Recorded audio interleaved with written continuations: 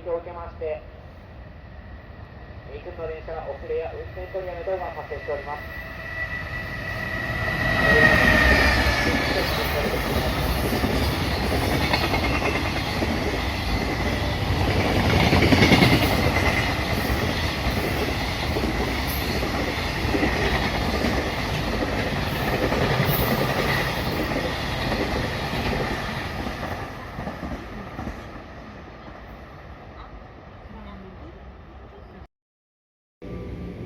本日下りの快速電車大幅に遅れているため、本日に限りまして西明石から姫路間新快速電車が臨時に停車いたします。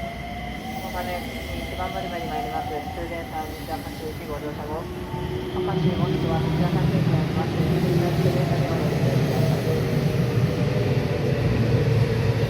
西明石から先大久保魚津西山方面ご利用のお客様、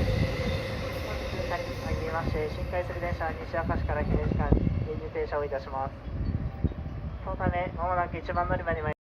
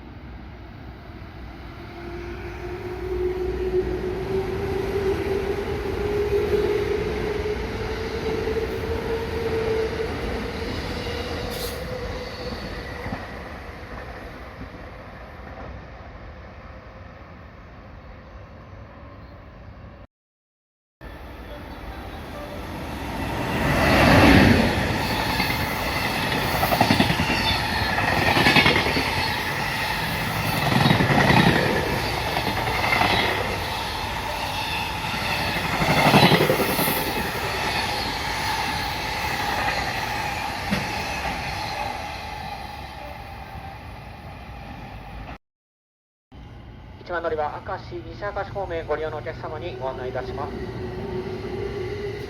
1番乗り場に参ります電車は普通電車の西明石線です。こちらの電車現在地獄通りに運転を行っております。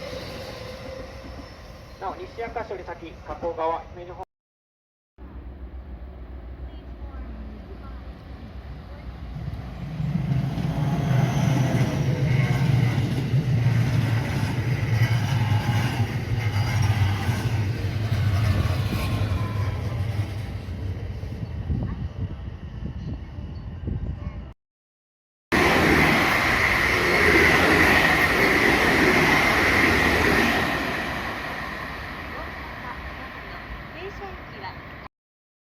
となっております。